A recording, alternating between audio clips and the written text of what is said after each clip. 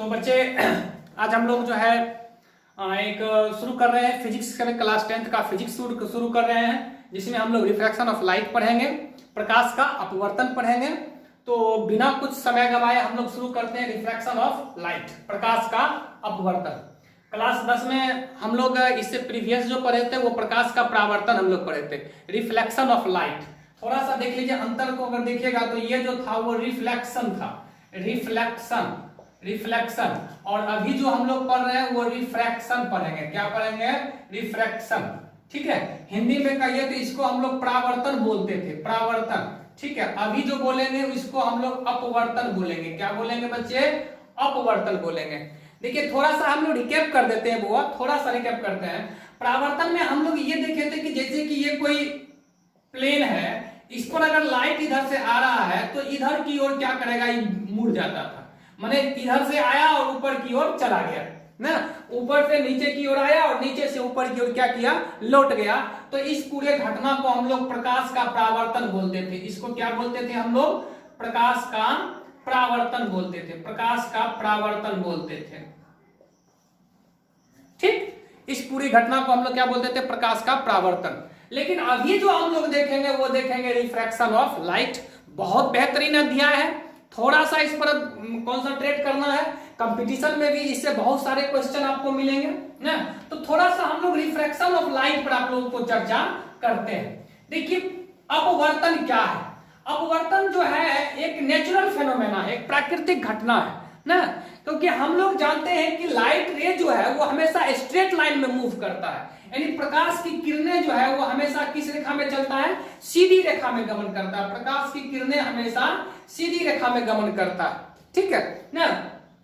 लेकिन कभी कभी क्या होता है, कभी कभी प्रकाश का अपवर्तन मतलब हुआ कि एक पारदर्शी माध्यम से जब दूसरे पारदर्शी माध्यम में जाता है, जैसे कि मान लिया जाए कि ये है ना, ठीक है, ये मान लेते हैं कि मान लीजिए थोड़ा सा मान लीजिए कि ये जो है एक ग्लास है। क्या है? ग्लास, ठीक है। इसके ऊपर से ये लाइट इधर से आया, ठीक है ना। तो यहां तक जो मीडियम था वो एयर था। एयर का मतलब क्या होता है? वायु। एयर का मतलब क्या होता है? वायु। और ये जो है ये मीडियम क्या हुआ? तो ग्लास है। क्या हुआ? ग्लास। ग्लास का मतलब होता है कांच, कांच ना, ठीक है। तो एयर है, यहां से लाइट क्या करेगा, थोड़ा सा हम इसको लंब डाल दें तो देखिए नियमता जो था, बाय लॉ जो था, इस किरण को हमको ऐसे जाना था, स्ट्रेट लाइन में मूव करना था, बिल्कुल सीधी रेखा में जाना था। लेकिन ये लाइट थोड़ा सा क्या किया तो मुड़ जाएगा इधर की ओर। ये जो तुम्हारा मुड़ रहा है ना, ये जो तुम्हारा मुड़ रहा है, इसी मुड़ने की घटना को, ये जो प्रकाश की किरण बेंडिंग हो रहा है, मुड़ रहा है, इसी मुड़ने की घटना को ही हम लोग क्या कहते हैं? प्रकाश का अपवर्तन कहते हैं। इसी को हम लोग प्रकाश का अपवर्तन कहते हैं, प्रकाश का अपवर्तन। इसको हम लोग बच्चे बोलेंगे प्रकाश का अपवर्तन ना। फिर से एक बार हम लोग देखते हैं बच्चे, जैसे कि ये कोई सतह है, इसको हम लोग रिफ्रैक्टिव प्लेन बोलेंगे, आगे अपवर्तक सतह बोलेंगे। देखिए एकदम बिल्कुल सीधी दिमाग से देखिए, एकदम बिल्कुल एकदम से दिमाग को थोड़ा सा कॉन्सेंट्रेट कीजिए कि ये लाइट रे इधर से आया, कोई दिक्कत नहीं। यहां से हमने क्या किया तो इस पर जो है थोड़ा सा एक हम लोग क्या किया तो अभिलंब डाल दिया। ये अभिलंब, अभिलंब का मतलब हम लोग समझते हैं, अभिलंब का मतलब होता है कि परपेंडिकुलर 90 डिग्री पर जो होता है लंब, क्या होता है? लंब, ठीक है, हमने डाल दिया। देखिए इस रे को जाना चाहिए था बिल्कुल इधर की ओर, सीधा जाना चाहिए था ना, बिल्कुल सीधा हमको जाना चाहिए था, ठीक है। लेकिन ये सीधा जो है वो नहीं जाएगा, ये सीधा नहीं जाएगा, इसको जाना चाहिए था इधर की ओर। लेकिन ये क्या करेगा, ये क्या करेगा तो थोड़ा सा इधर की ओर मुड़ जाएगा ना। ये जो मुड़ गया, इसी मुड़ने की घटना को ही हम लोग क्या कहते हैं? प्रकाश का अपवर्तन, यानी रिफ्रैक्शन ऑफ लाइट। तो दिमाग में, आपके दिमाग में ये कॉन्सेप्ट बैठा कि what is reflection of light and what is refraction of light. Reflection में क्या होता था, उधर से आया उधर की ओर मुड़ गया। इसमें क्या होता है कि एक पारदर्शी माध्यम से जब दूसरे पारदर्शी माध्यम में प्रकाश की किरणें प्रवेश करती है तो वो अपने पूर्व पथ से थोड़ा सा विचलित हो जाती है, डेविएट हो जाता है। इसी विचलन की घटना को ही हम लोग क्या कहते हैं? प्रकाश का अपवर्तन कहते हैं। क्या कहते हैं? अपवर्तन कहते हैं। क्या कहेंगे हम लोग इसको? अपवर्तन कहेंगे। इस बात को समझे ना। यहां पर मान लेते हैं कि एयर है, इधर मान लेते हैं हम क्या है तो वाटर है। क्या है? वाटर। मान लेते हैं इधर वाटर है, तो दो अलग अलग मीडियम हो गया और दोनों मीडियम कैसा है? ट्रांसपेरेंट है। कैसा मीडियम है? ट्रांसपेरेंट मीडियम है। दोनों जो है वो पारदर्शी माध्यम है ना। एक पारदर्शी माध्यम से जब दूसरे पारदर्शी माध्यम में प्रकाश की किरणें प्रवेश करती है तो अपने पूर्व पथ से थोड़ा सा विचलित हो जाती है। इसी विचलन की घटना को प्रकाश का अपवर्तन कहते हैं। क्या कहते हैं? अपवर्तन कहते हैं। ठीक है ना। अंग्रेजी में अगर इसकी बात किया जाए ना तो रिफ्रैक्शन ऑफ लाइट क्या है? अगर रिफ्रैक्शन ऑफ लाइट क्या है, अगर हमको इसको कहना हो तो हम इसको लिखेंगे कि bending of light, bending of light, bending of light ray, bending of light ray ना। ठीक है। When it pass through, it pass through one medium, one transparent medium. एक शब्द यहां पर जोड़ देंगे, क्या बच्चे? Transparent medium. One transparent medium to another transmedium, another transparent medium. Hindi में हम इसको लिखेंगे, जब प्रकाश की किरणें एक पारदर्शी माध्यम से दूसरे पारदर्शी माध्यम में प्रवेश करती है तो अपने पूर्व पथ से थोड़ा सा विचलित हो जाती है। मतलब जिधर जाना चाहिए था उधर से थोड़ा सा बैंड कर गया, थोड़ा सा डेविएट हो गया, मुड़ गया। तो इसी मुड़ने की घटना को ही हम लोग क्या कहेंगे? प्रकाश का अपवर्तन कहेंगे। क्या कहेंगे? प्रकाश का अपवर्तन कहेंगे। कहीं पर कोई दिक्कत ना? छोटा सा वीडियो को पॉज कीजिए और जिसको अंग्रेजी में लिखना लिख लीजिए, अन्यथा हम हिंदी में भी इसको लिख देते हैं। ठीक है, हिंदी में भी आप लोग इसको राइट डाउन कर लीजिएगा। ठीक है, बाकी आपको नोट भी सारे व्यक्ति को मिल जाएगा। अगर हमको इसको लिखना हो कि प्रकाश का अपवर्तन क्या है, प्रकाश का अपवर्तन क्या है, तो इसको हम लोग लिखेंगे कि जब प्रकाश की किरणें, जब प्रकाश की किरणें, प्रकाश की किरणें एक पारदर्शी माध्यम से, एक पारदर्शी माध्यम से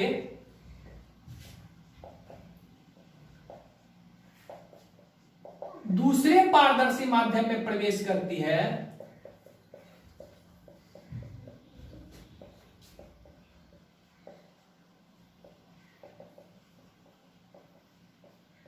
प्रवेश करती है, तो वह अपने पूर्व पथ से विचलित हो जाती है। क्या हो जाती है बच्चे? विचलित, यानी मुड़ जाता है, हो जाती है। विचलन की इसी घटना को हम लोग प्रकाश का क्या कहेंगे? अपवर्तन कहेंगे। क्या कहेंगे? अपवर्तन। हम फिर से एक बार बनाकर बताते हैं आपको, फिर से हम एक बार बनाकर आपको बताते हैं। जैसे कि फिगर में अगर देखिए तो इस प्रकार से आप देखिएगा, जैसे कि हम लोग अभी एक क्या लेते थे? बड़ा सा जार लेते हैं, बड़ा सा कांच का जार लेते हैं, कांच का जार लेते हैं। ठीक है, यहां मान लिया जाए कि यहां से क्या है तो वाटर, क्या है बच्चे? वाटर। यहां से क्या है? वाटर, इसमें फिलअप है, पानी भरा हुआ है। ये क्या है? पानी है, H2O। और यहां पर क्या है तो एयर है। क्या है? एयर। तो दो अलग अलग मीडियम। देखिए ये जो है, ये जो लाइन है, इसी को हम लोग बोलेंगे रिफ्रैक्शन प्लेन। क्या बोलेंगे? रिफ्रैक्शन प्लेन, अपवर्तक सतह बोलेंगे। क्या बोलेंगे? अपवर्तक सतह। यहां से देखिए तो मीडियम चेंज हो रहा है। देखिए लाइट की किरण जैसे कि इधर से आया, यहां पर एक हम लोग लंब डाल देते हैं, डाल दिए। इसको जाना चाहिए था एकदम से इधर की ओर, थोड़ा सा हम इसको मिटा दें, मिटा देते हैं ताकि दिखने में ज्यादा साफ लगेगा। मान लीजिए इसके अंदर वाटर है, आप लोग मान कर चलिए। ठीक है, इसको जाना चाहिए था इधर की ओर, देख रहे हैं ना, लेकिन ये क्या करेगा तो थोड़ा सा इधर मुड़ गया, देख रहे हैं। तो लाइट का किरण मुड़ा, तो इसी घटना को हम लोग क्या कहेंगे? प्रकाश का अपवर्तन। हम समझ रहे हैं क्या? आप लोग समझ गए होंगे। Bending of light when it pass through from one medium to another medium ना, यानी कि एक माध्यम से जब दूसरे माध्यम में जाएगा तो प्रकाश की किरणें क्या करता है? मुड़ जाता है। इसी मुड़ने की घटना को ही हम लोग प्रकाश का अपवर्तन कहते हैं। दोनों माध्यम कैसा होगा तो ट्रांसपेरेंट माध्यम होगा, पारदर्शी माध्यम होगा। होगा, बिल्कुल पारदर्शी माध्यम होगा। यहाँ पर कहीं पर कोई दिक्कत? चलिए कोई दिक्कत नहीं, थोड़ा सा हम लोग आगे यहां से बढ़ते हैं। देखिए बच्चे, तो हम लोग यहां तक समझे कि प्रकाश की अपवर्तन क्या है। तो प्रकाश का अपवर्तन एक नेचुरल फेनोमेना है, जिसके तहत क्या होती है, तो लाइट का रे जो होता है एक माध्यम से जब दूसरे माध्यम में जाता है तो थोड़ा सा क्या कर जाता है, बेंड कर जाता है, मुड़ जाता है, उसी को हम लोग प्रकाश का अपवर्तन कहें। अब यहां से हम लोग एक बात देखेंगे कि अभी तक हमेशा हम दो माध्यम की चर्चा करते थे कि two transparent medium, two different transparent medium, दो अलग अलग जो पारदर्शी माध्यम है। ठीक है, तो देखिए इसमें क्या होगा, तो दो प्रकार के माध्यम होंगे, एक को हम लोग डेंसर माध्यम कहेंगे और एक को हम लोग रेयर माध्यम कहेंगे।